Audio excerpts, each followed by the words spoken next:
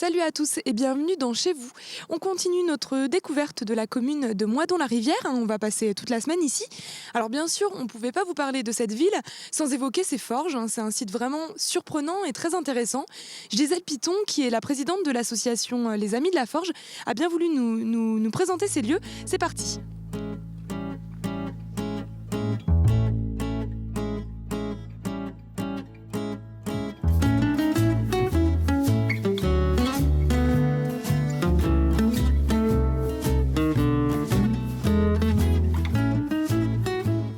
Bonjour Gisèle. Bonjour. Nous sommes sur le site des forges. Qu'est-ce qu'on y trouve ici ? Alors nous trouvons des anciens ateliers des forges du XVIIe et XVIIIe siècle. Donc nous sommes sur la digue qui a été érigée en 1668. Et donc au pied de cette digue, on avait des ateliers, on a les marques encore au sol. C'est un lieu qui a été rénové, qui a été réhabilité ? Oui. La réhabilitation s'est faite depuis quelques années, mais surtout en 2013, on a inauguré le musée et la rénovation de la halle aux fourneaux. Justement, qu'est-ce qu'on y trouve dans ce musée, Gisèle ? Alors, l'histoire de ces forges du XVIIe et XVIIIe siècle, également un volet sur les outils utilisés dans ces ateliers, sur la nature aussi. Et il y a une autre partie qui est réservée aux expositions temporaires.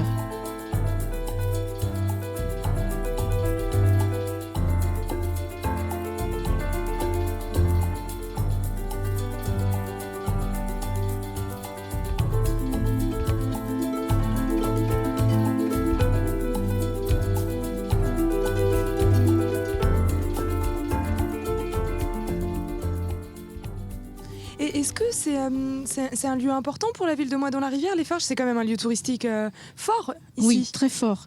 Très fort. Et bon, c'est un lieu où énormément de gens, à l'époque du fonctionnement de cette usine, ça marquait la population, ça marquait également l'habitat.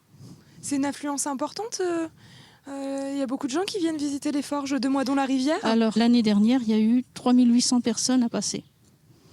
Et là, on est certainement à plus de 3000 également. Du coup, cette affluence de visiteurs, forcément, ça amène des commerces. Je voyais qu'il y avait une pizzeria et crêperie. Oui, voilà. Elle est ouverte toute l'année, cette... Elle est ouverte toute l'année. Aujourd'hui, elle fonctionne également. Le midi et le soir. Elle est ouverte depuis plus d'un an et demi à peu près, maintenant. Il y a aussi des gîtes. On peut venir... Il y a des gîtes familiaux et gîtes de groupe, 10 personnes pour 10 personnes. Ça ramène aussi un autre public, du coup, d'accueillir des groupes. Tout à fait. Aujourd'hui, nous avons des gens de la ville qui viennent ici.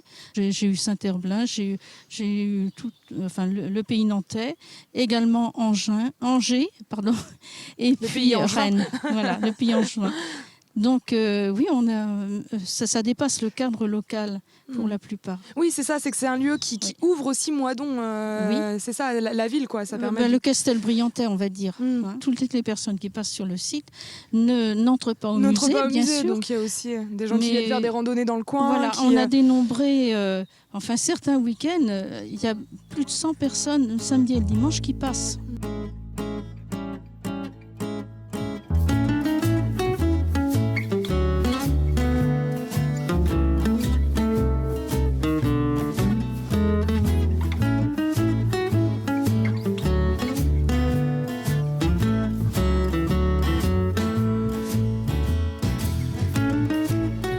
Vous avez aussi lancé, il y a une application balade de ludique oui.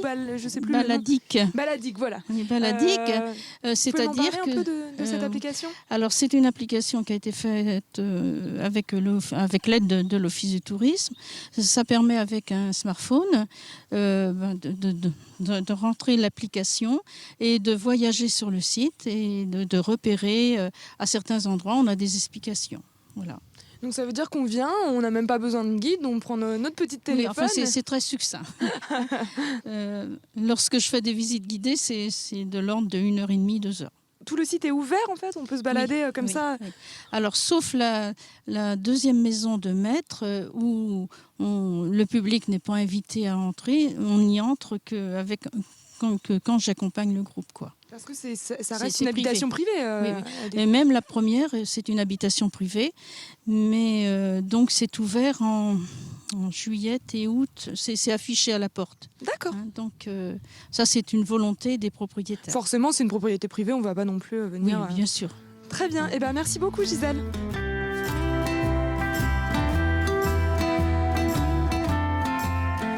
Chez vous, c'est fini pour ce soir, mais on se retrouve demain, toujours aux Forges. On va parler histoire cette fois-ci. Excellente soirée sur Télé Nantes.